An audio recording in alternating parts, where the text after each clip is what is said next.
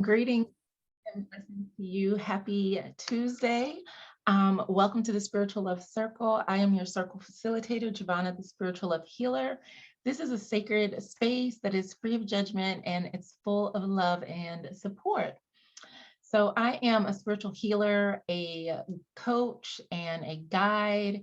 And I started the Spiritual Love Circle as an in-person sister circle. We actually would go out and do events. We would come into my sacred space. Sometimes I would do them at home, otherwise in my office. And we would have these like fruit platters and little snacks, and we did book clubs and we went to the movies and we had these impactful discussions.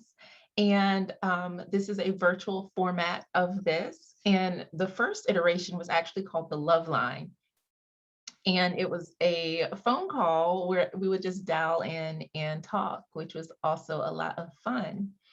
So this is a sacred time for us to connect in a circle that gives us the opportunity to discuss topics that matter to us in life and in love. And it also opens up for a little bit of healing and guidance to be provided in these circles as well.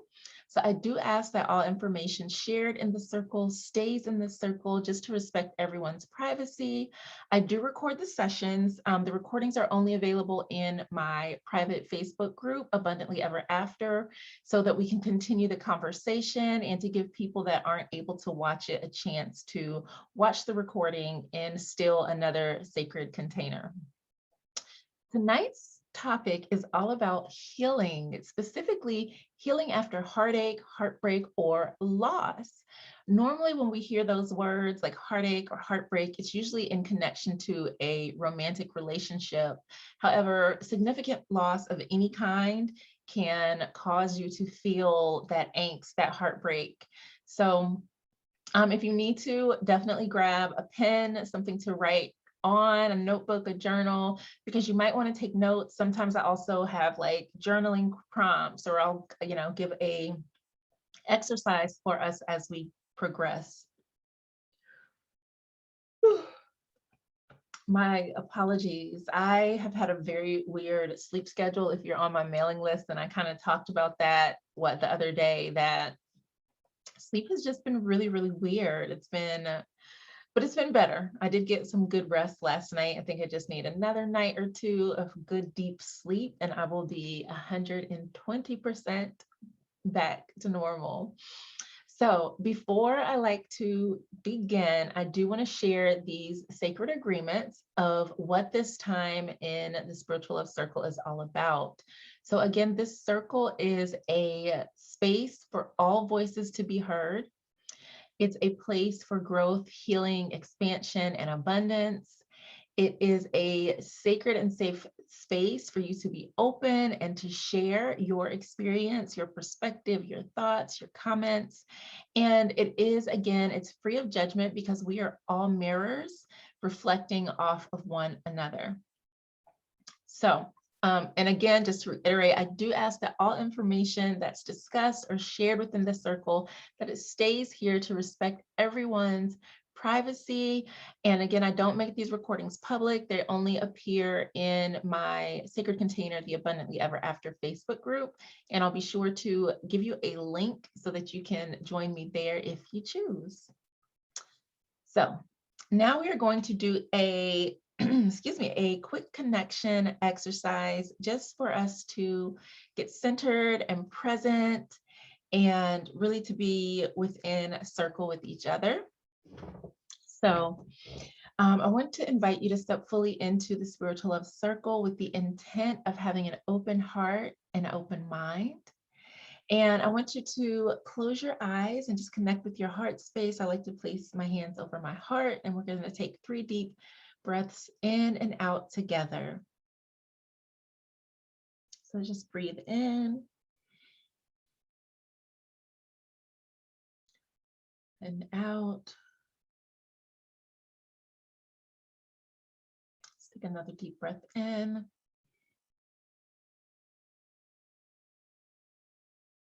And out.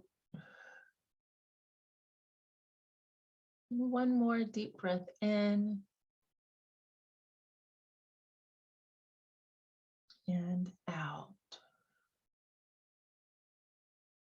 Now that helps me to also like center myself. I usually do an energetic cleansing prior and just kind of reground and center myself.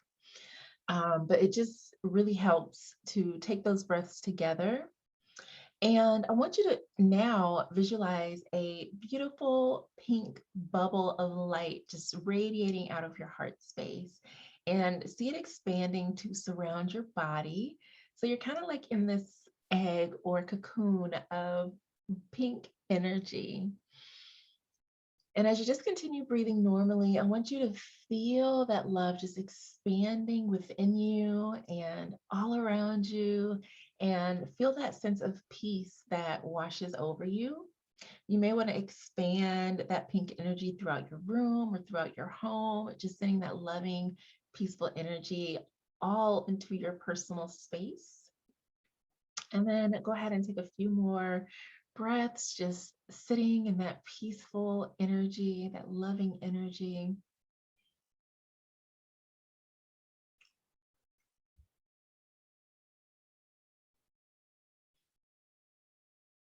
And then you can open your eyes, knowing that you are loved, that you are safe, and that you are welcome within the spiritual love circle. So my intention for our time together tonight is to share some healing practices and tips. And you might hear Savvy, who is playing, to help you activate and expand your heart. So I'm going to close out with a reading for us. I do have a few cards that I can pull. So I do want to close out with a reading. Let's go ahead and get into this topic of healing after heartache.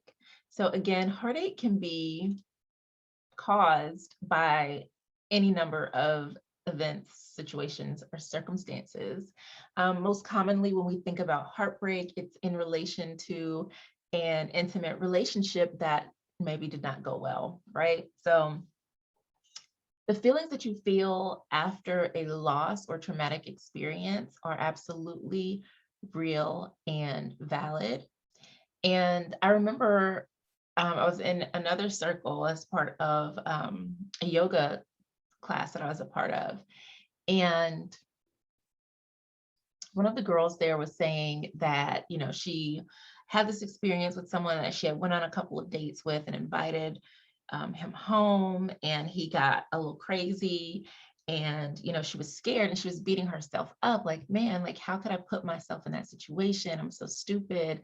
Like, I didn't know him well enough. And all of these things that she was feeling. So I gave her the space to express that. But then I also was like, you know, you can't beat yourself up for not knowing how someone is going to act, right? And I said, you know, even if you knew him a short period of time, and she was hurt over the situation because it started out really good. And so she felt like she could not grieve the relationship because it was so short-lived. And, you know, I was like, well, we don't ever know anybody. And you can know somebody for 10, 15, 20, 30 plus years. And one day they just react to you differently. So we can't ever say that it's a time issue. Like, oh, if I had have known them longer, then, because if somebody's going to change or act differently, then that's what they're going to do. So we cannot control someone else's behavior. But then I told her, like, even if you knew this person for 5 minutes, 3 days, a week, a month, a few months, your life, what you're feeling is real and it's valid and it needs to be expressed because that person, he had an impact on your life in some way. And so because it didn't work out the way that you had imagined, you are absolutely entitled to feel hurt behind it.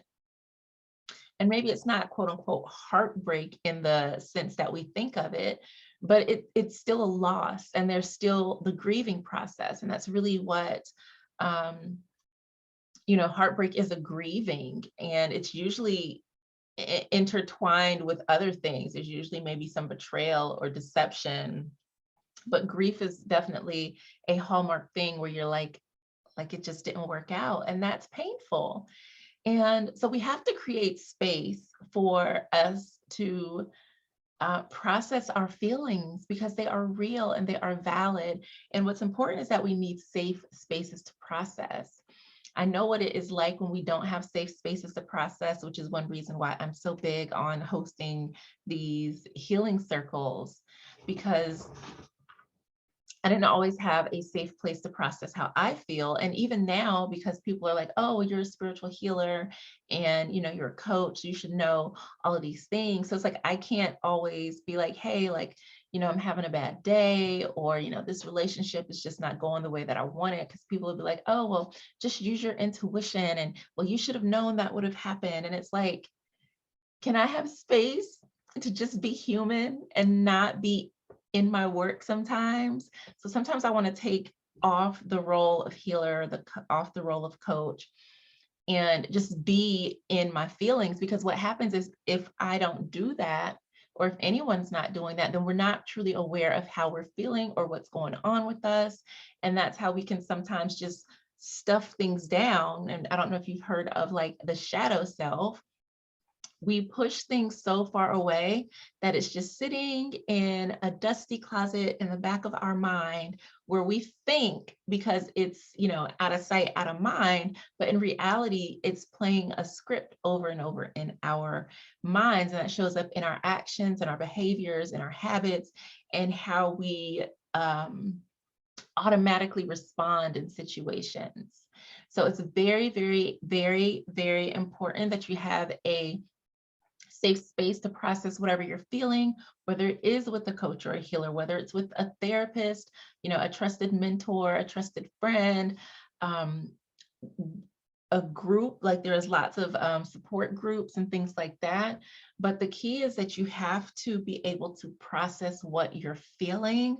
Otherwise, you cannot truly heal it. So the more that you stuff it down and you're like, nope, I'm not going to worry about it, whatever it is, what it is, you haven't really dealt with it. And so the key to healing is to be able to speak on your situation, to process your emotions, to allow yourself space to feel how you feel. And sometimes we don't always get that privilege to have feelings. Sometimes, as a Black woman, we can't be angry because there's that stereotype, the angry Black woman, like, oh, well, there it is. It's like, no, like, I'm a human. And if you make me mad, I'm going to get angry. And like, we have to get to a place where we are okay with expressing the vast range of emotions that we're capable of reaching as humans. And yes, it would be super fantastic if every single day was like a super high vibe, positive, sunshiny rainbow and bubblegum day with cotton candy clouds.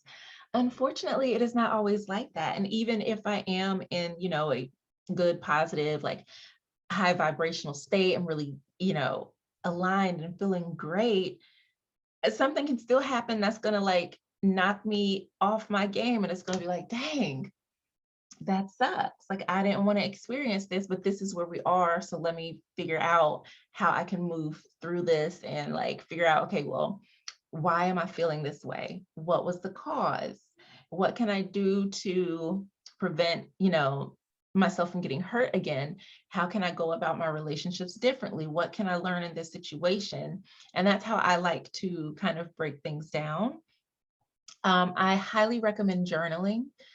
It is such a powerful, powerful practice. It's not just about writing down what you did for the day. Journaling is usually how I unpack a lot of my emotional stuff, just because I don't always have a sacred container to express myself. So it allows me to be very clear about what I'm feeling. I can like map things out, and I really love journaling. It's such a powerful practice. I have been journaling in some form or another probably since I learned how to write. I have a ton of notebooks and journals, and I absolutely love it because I think too, there are just some things that people are not able to truly hold space for. And so for me, I can write in my journal exactly how I feel, what's going on, how I am dealing with it. I can be 1,020% honest in my journal. And then I can go back and read it, and I can see whether I've grown or not. I can see how I need to hold myself accountable, where I need better boundaries, where I need to speak up. Like it's a mirror. It's a mirror, and it's so magical. I hosted a journaling workshop, and I'll probably be doing it again soon, where it's like journaling for renewal. And basically it's about you like journaling to like reconnect with yourself, to find what your vision is and what is your end goal, and how you can start to piece that together so that you can manifest your abundantly ever after. So it's very, very powerful, and I love it, and it's lots of fun. So I'll definitely share that information once I decide like on the date and everything for the workshop. So one thing that I say that some people tend to disagree with is that your most important relationship that you will have is the one that you have with yourself. Some people will say like, no, like it's your relationship with God or the divine or source or whatever you choose to call it. I say that it's the relationship that you have with yourself, because if you're not taking care of you, you're not going to be necessarily taking care of or trying to foster a relationship with the divine. Your relationship with you and how you connect to the divine is part of you. It's how you are taking care of your soul. So that's why I say the relationship that you have with yourself is the most important relationship that you will ever have, because you set the tone for every other relationship that you have experienced. And I don't like this whole notion of, if a man or someone does something to hurt another person, it's because the person that got hurt doesn't love themselves. I'm going to give you an example. So let's say, me for an example, I was dating someone and he turned out to be like a horrible person. I'm like, he really treated me bad and just didn't turn out. And it's like, oh, well, it's because you don't love yourself. What? I love me. Okay. Someone else's mistreatment of me, of you, is it more a reflection of how they feel about themselves than it is you. And I think that whole narrative and it's always said towards women, like, oh, well, you just need to love yourself more. It's because you don't love yourself. All the women that I know are heavy into their self-love practices. They're heavy into their boundaries. They're heavy into their work, into whatever they got going on. We're taking care of us.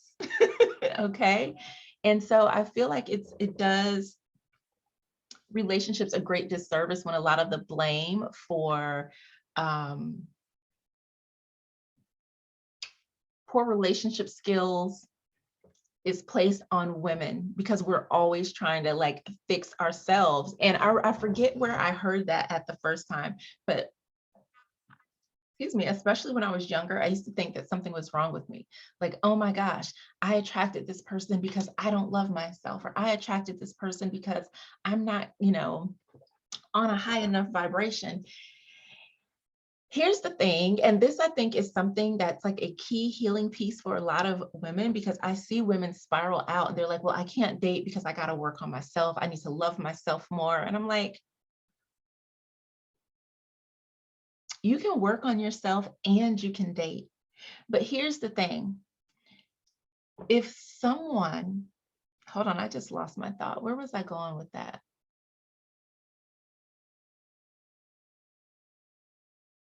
Oh, it was such a good point.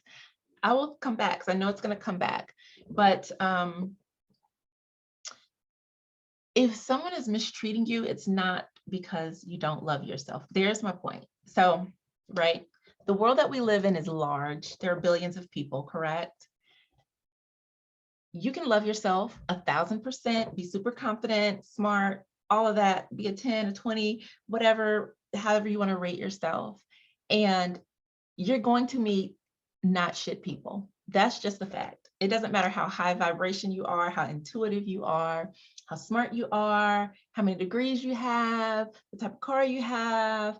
You're going to meet people, men, women, people who are not shit. That's not your fault.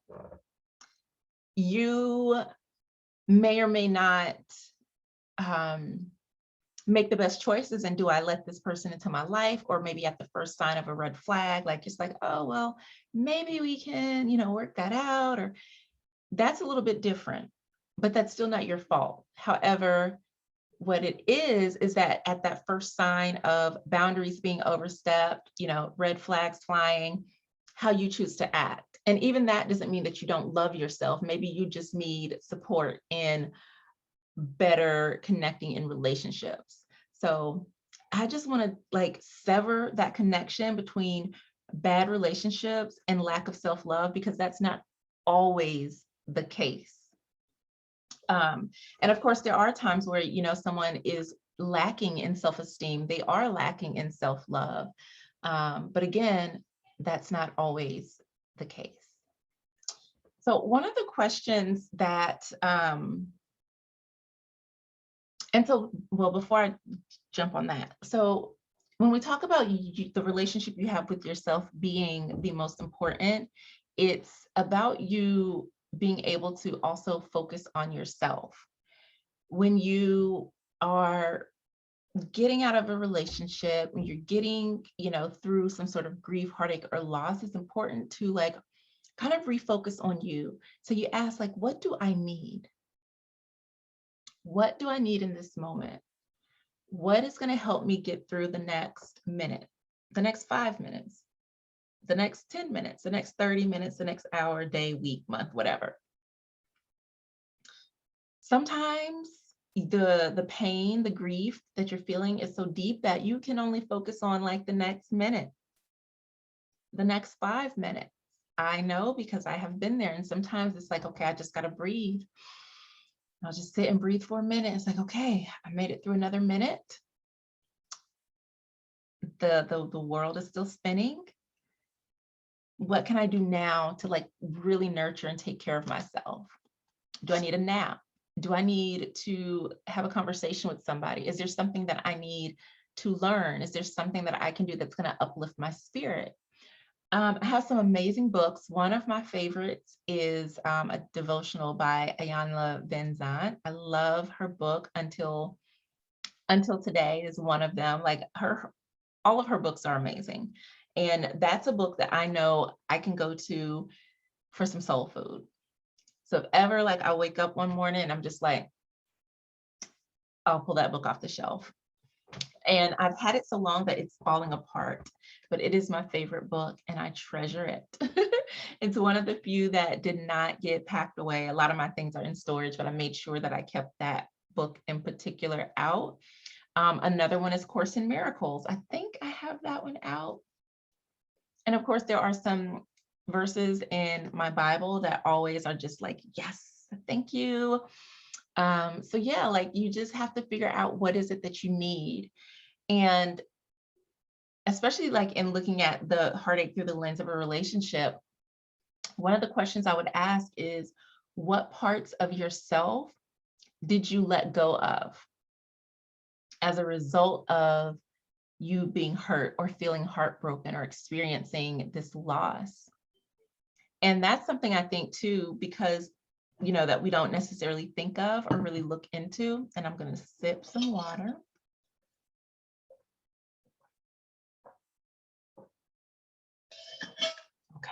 Okay.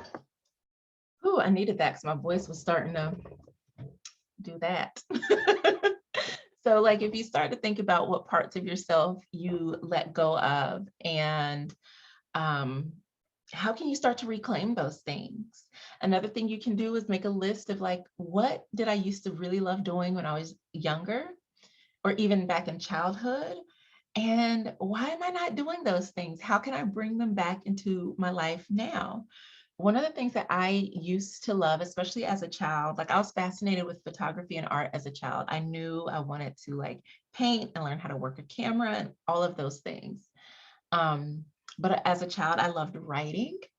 I loved collecting rocks, and I loved coloring. So I do those things now. Like, of course, I have like a ton of rocks. I've got 2 labradorites. This is labradorite. This is labradorite, which is like my favorite crystal. This is a piece of obsidian, which is not technically not a crystal. It's considered an amorphous solid. It does have like some little crystal bits, but it's beautiful, beautiful. And this is really great for shadow work and helping you to like shine a light on how you may like be sabotaging yourself. Because I talked about shame of last week, I guess, on social media, and this was the crystal that I recommended for working with shame. Labradorite is a really great one too. I don't really add any crystals to my collection because this one is like an all-purpose crystal. I remember the first time I saw it, I was just immediately drawn to it. And I learned that it's called shaman stone, which is no surprise why I'd be so connected to this, because if I had to identify with a religious, or I'll say with a spiritual practice, it's definitely shamanism because of my connection to earth, to the elements, to animals, and the way that I can move in between worlds. So labradorite is a beautiful, beautiful, beautiful crystal that can like cleanse and balance your aura, all of your chakras. Like this is my baby. I mean, it's literally, it's great for so many things. And I don't know if you can see like the little flashes of blue. Yeah, you can kind of see it, but my light is drowning it out. But there's a little bit of the blue flashes in it. That's what I love. Like blue is my favorite color. So yeah, and I'll just sit and hold it, and I'll just do like that and look at the way it luminesces, and it's a meditation for me. Yep. And I do that with other crystals too. So like this one, you can see there's like all these different like little striations, and I'll just look at them, and sometimes they'll give me information, which I think is really beautiful. And you can't see it, but this one has a tiny rainbow. You can kind of see it, but it has like a little tiny rainbow inclusion on it, which is just so magical whenever I see a crystal with the rainbow in it. Where was I? Because I got all off on my crystal tangent. And here's another labradorite sphere that I have. Oh, there it is. See, this one flashed pretty blue for you. I love it. I can like sit and watch this for hours. It's so meditative. Oh, okay. Because I will literally just keep doing that, and you'll be like, what happened to the discussion? Yeah, so I was talking about things that we did as children, right? Because that can bring us so much joy. And for many of us, if you grew up in maybe a toxic household, or if you are very familiar with toxic relationships on any level, inner child work is super important.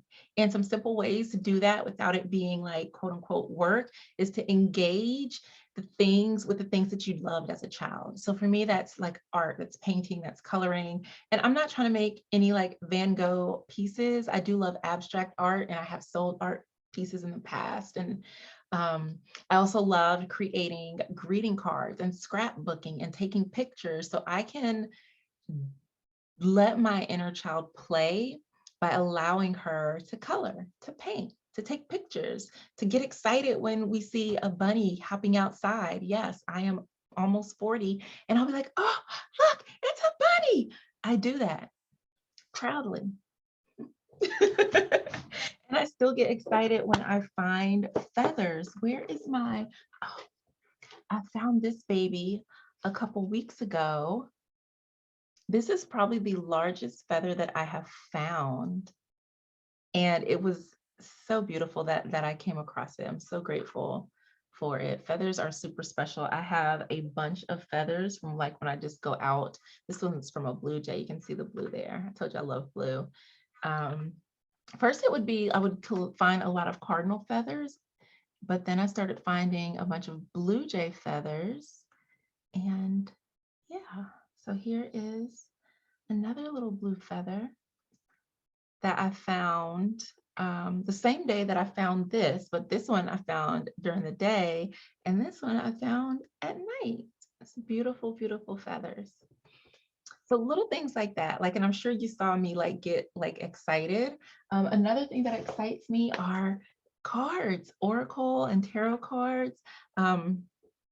Even as a child, like I was always fascinated by them, but of course back then there was no way to get a hold of them, and it was like, oh, so much bad information about them, but there was something about it that always just called out to me, and so I engaged with them, getting a new deck like it's like Christmas anytime. So find out what parts of yourself did you maybe like forget, um, and that you maybe didn't nurture. What are they? And then list out a few things that you can do to like reclaim those things. So maybe you don't do all of the things. Maybe you're like, I really did used to like collecting rocks. So maybe if you go out for a morning walk or evening walk, you pick up a couple rocks on your way. You allow yourself to, stop and smell the roses, or maybe you go and buy yourself some balloons or a bouquet of flowers. Maybe you write yourself a love note. That way, the more you start to reclaim your energy and your power back, especially because so often we can get in a relationship and maybe not do the things that we used to do, or start doing more of what our partner wanted to do. So you might start to feel like a little lost or disconnected from yourself. Start going back to the things that you love, and you'll start to reclaim some of that, bring back in that confidence, that self-esteem, that self-love, and really just embrace you. Like, this is time to truly focus on giving yourself what it is that you need to heal, to grow, to thrive, and, like I'd like to say, and live abundantly ever after.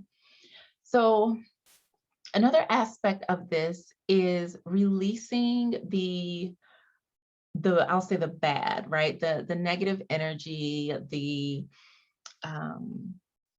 painful bits, the shadow bits. So some things that help with that, like I said, writing a letter. You can write a letter to your partner, to the person that hurt you, and you don't have to send it to them. This is just for you to get it all out. And I mean, this doesn't have to be like a Dear John, pretty letter. You can write big, F you, like, take up space. Okay, I've broken pens doing this. Like, I don't use like my nice pens. I'll use like a Bic, and I'll just like getting it in, because you're releasing that emotion into the pen, into the paper, and it's allowing you to push it out. So even if you don't give them that letter, the fact that you expressed yourself, the fact that you said the things that you wanted to say but didn't, is healing in itself. And then you can take that letter, you can tear it up, flush it down the toilet. My favorite thing to do is burn it. Make sure if you do decide to burn, you burn safely and not, we don't want to cause any wildfires or burn your house down or get hurt in any way. So please use safety practices when doing that. Energy healing. I am a huge proponent of energy healing. I like to use crystals in my healing sessions as well. I talked about how this crystal in particular can balance and clear your chakras and your auras. You can do an cord cutting, just set the intention that you're, removing cords from your body, any attachments to that person, and you just really, your hands down your body like this. You can take a spiritual cleansing bath. I like to use lime.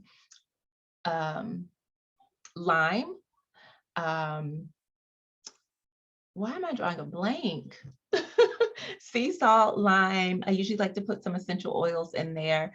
Anything that has like a cleansing energy effect to it is beautiful to do. I like to add a little bit of these like spiritual bathing things, like a little bit of Florida water, things like that, to just get in and cleanse. And again, you want to set the intention that this bath is to energetically cleanse you and clear you and release that connection. I am going to share another spiritual practice.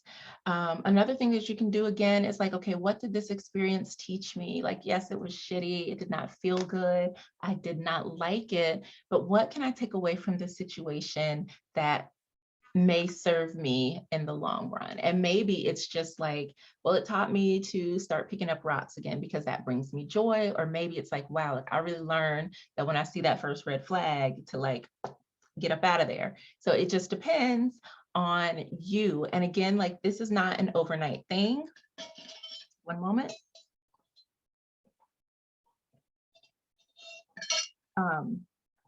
It's a practice, and how long that it may take for you is going to be different than what it takes for me, but take the time that you need. I will say too, but don't put your life on hold. I mentioned this a little bit earlier that a lot of times I see women, like, especially if you're like me, like a single mom, it's like, oh, well, I can't date. I just need to focus on my kids. I'm trying to heal myself. I got to focus on self-love. You can heal, you can focus on self-love and still have a dating life. I have had this idea to do and you can probably hear Sad because she's loud, a course that talks about dating with intention and how to, because like, I usually get a lot of no's just because I can look at someone's picture and my intuition is like, I can like read them based off of their picture. So just giving you some clues as to like what to look for and how to do that. So if that's something you're interested in, let me know. And I'm gonna go see if I can get it a little more quiet, and then we'll come back and I'll share this spiritual practice with you. Okay, we'll see how long that lasts. So, oh, I should have brought them with me, but I didn't. So I'm gonna use these candle holders and wait, hold on.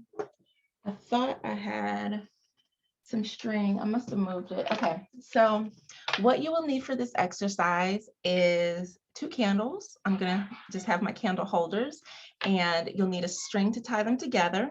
So one candle is gonna represent you, one candle is gonna represent the other person, and this is just to like energetically sever the tie between you two, right?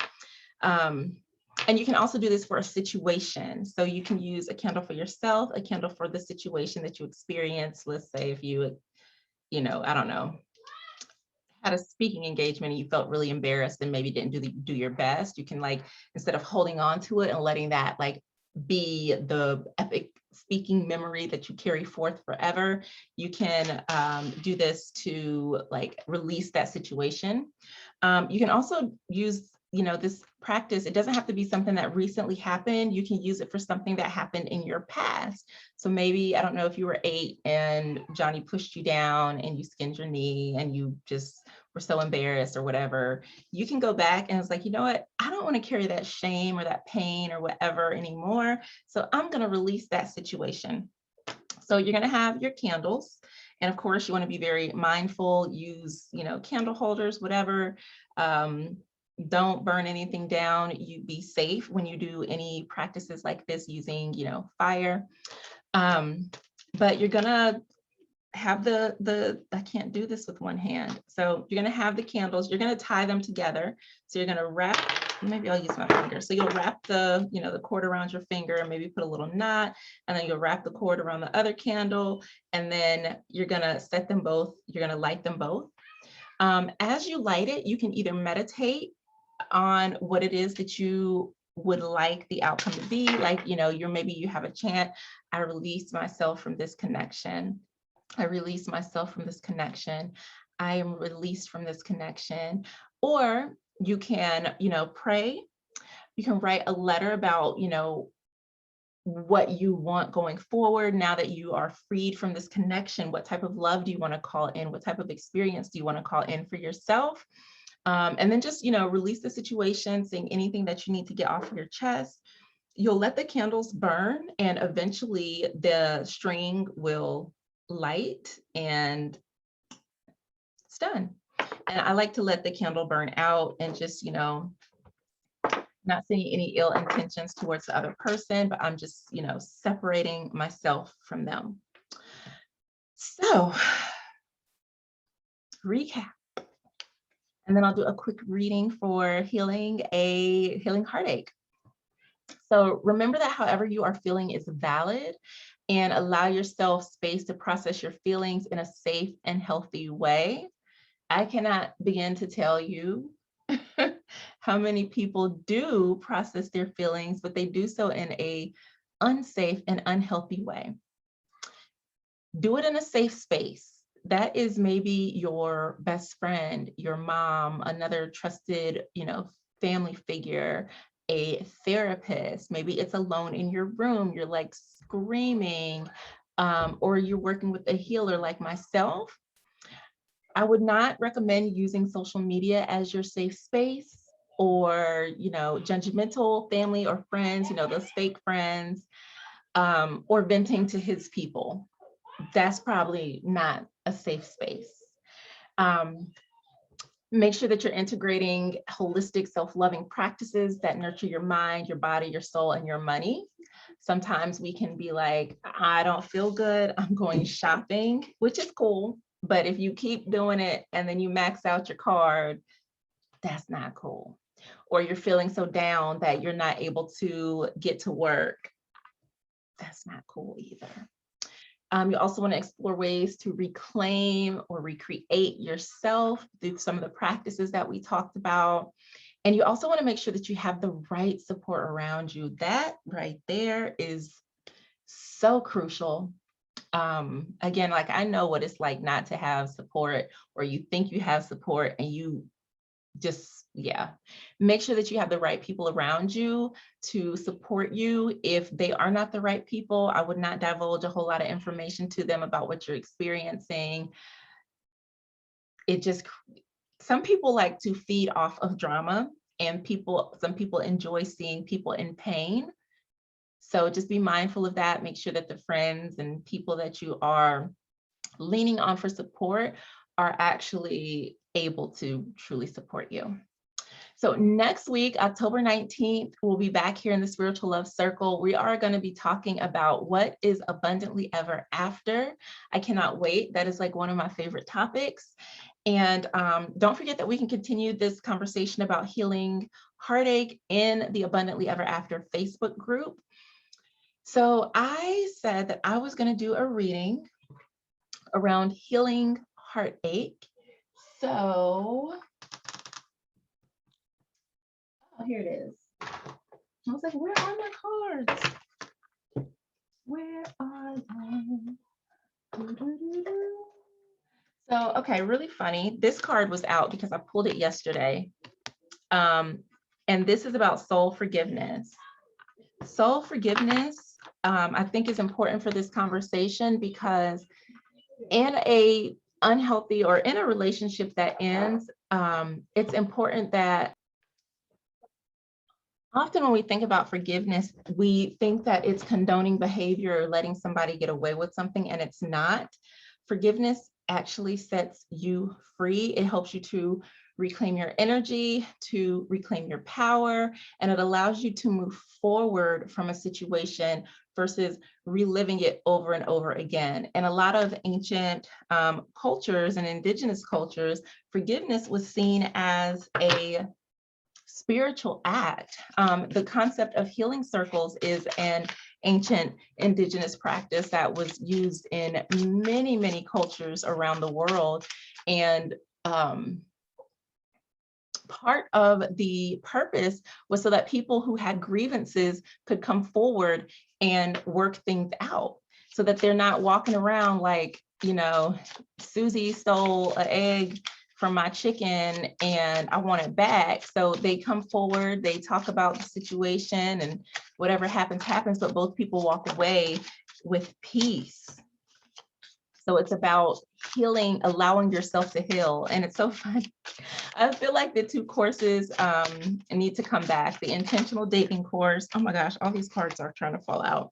I had a course called Freedom Through Forgiveness. I had so many courses and I kind of quietly put them away, but I am strongly feeling that these courses need to come forward. So I'll probably start working on getting those revamped and into a new platform so that we can put them out into the world for people who want to take these courses and learn about intentional dating, learn about, forgiveness. And yeah, what was the other course that I mentioned? Was it the Freedom Through Forgiveness course? I don't know why my brain, well, I'll blame it on Mercury retrograde because it's not coming. Was it the journaling course or the intentional dating? I don't know, but I know that I've got a bunch of courses that I've created that would probably be super helpful for everyone.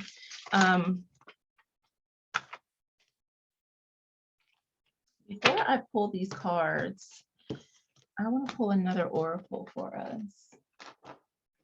That one was kind of just out. So,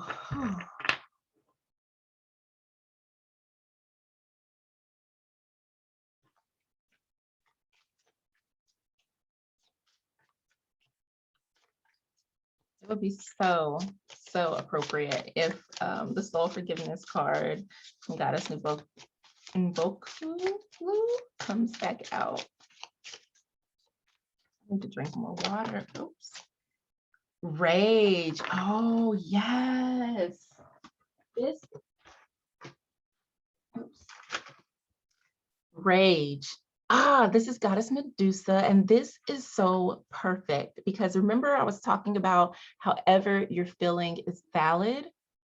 Your rage, your anger is just as valid as your grief and your sadness, and that's not something that I touched on. So thank you, Goddess, for bringing this up. I did mention, right, like sometimes like, oh, like we can't be angry because of stereotypes and things like that, but screw that. Listen, if you are mad, it is okay to be mad. It is okay to be hurt. It is okay to be angry, to be upset. Rage is just as sacred as joy. And the whole, like I said, we have to allow ourselves to honor and express the wide range of emotions that we experience as humans, because that rage is telling you something. That rage is telling you something, so honor it. Allow yourself to feel it, get it out. Batting, breaking things, that's super fun when you're feeling like that rage. I was going through a super hard time and dealing with a lot of anger at the time. And my neighbor, she listened to like heavy metal rock. And so I noticed like when she would go to her car, because she would, turn it on and sit there for a minute and the music would be up loud so I could hear it. And sometimes she would play it when she was home and I'd be able to hear it. And I noticed that when it was playing, it was dissolving my anger. Who knew? So finding ways to express that rage, to honor it, name it, and be okay with how you feel. Again, your feelings are real and valid. Honor them. So we have Medusa again with rage. And so the three cards I've pulled, we've got Three of Cups. This I feel is having that community, right? And it's also, I feel like that holistic self-love that I talked about, mind, body, and soul, like really, because right, the oyster has the pearl in it. So these are your pearls. These are the cups that you need to be pouring into. And then of course, this card also represents like connection and community. So make sure that you too are being supported. So who is the oyster that's helping you hold your cups? So you want to make sure that you have a good, solid support structure in place for yourself. On the bottom of the deck, we had the Mother of Pentacles. She is all about self-nurturing and taking care of herself. So I feel like this is the energy that one needs to embody if you are dealing with heartache or loss of any kind. And then again, make sure that you are filling yourself up mentally, physically, emotionally, and also having that other support to that. Like, who is your community? Who is your support tribe? Where can you go when you're not able to keep those cups filled? Who can pour into those cups with you and for you? Then we have our beautiful moon. Look at that, howl at the moon. And you can see here, what's sticking out to me is this, and this is bringing light to what it is that you're feeling. And I feel like this taps into the rage card because, right, at night, the moon illuminates everything. I love going for a walk under the full moonlight. It just looks like a completely different world. It's so magical to me. And so it's seeing what's normally unseen. It's allowing yourself to be raw and be real and wild and get into what it is that you're feeling. It's not stuffing it down.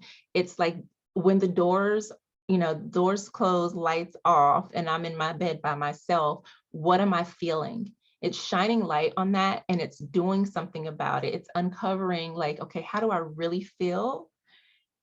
And am I okay? What do I need to do with this information? It's not just stuffing it down and leaving it. Like this is getting into the healing work. This is really uncovering what it is that you're feeling underneath it all and starting to acknowledge the areas that need transformation, that need healing. Then we have Lemat, the Fool. This is you, again, this is that transformation. This is you deciding what to do after exploring, what you're feeling underneath the surface. And this is you deciding to take a new path. You're following, look at the rainbows there. That looks like the rainbow in the crystal that I showed you. This is you allowing your path to be led towards healing. What this reminds me of, oh my goodness. So this reminds me of the dark night of the soul. This reminds me of when I was like in the thick of it and just everything seemed so dark. However, for me, there was no moon, right? There was just no light. It was just a lot of darkness. And I was sitting there with the wolf, just like, I don't even know what's what. Like, I just did not know what to do. But what happened is that you use the light of the moon to guide your path. So you can see a little bit, like it's dark. It's not, maybe not the safest, but you can still see a little bit and you just follow that light. And following that light, it leads you here into the valley, right? What's that song? River, mountain, valley. What is it? Valley deep, mountain high. I feel like walking through the valley, even Ayanna Van Zandt has a book called like In the Valley or In the Meantime, and it talks about when you're in the valley, and the valley is the low place. Like you can't see on the other side of these mountains. All you can see is, what's ahead. And even on this card, it's hard for you to see, but there's like a little winding river in the middle of the valley in between the mountains. And it's like, you don't know what's on either side, but you know that you have to keep going forward because you can't go back here. You don't want to stay in this darkness. You're ready for something new. So this is like transformation. This is you deciding, I'm ready to begin again. I'm ready for a new chapter. I'm ready for a new beginning, and I'm going to trust that what lies before me is better than what I experienced in the past. And the thing about this is like, you're not going into it. Like when we think about the Fool, it's like, oh my God, it's so stupid. Like, it's just, somebody who doesn't know what they're doing. And it's like, no, you're carrying the wisdom that you learned from the moon, and you're taking with you your support and all the work that you've done on yourself that's going to help you along this path. Now, of course, you don't know what lies ahead because it's new to you.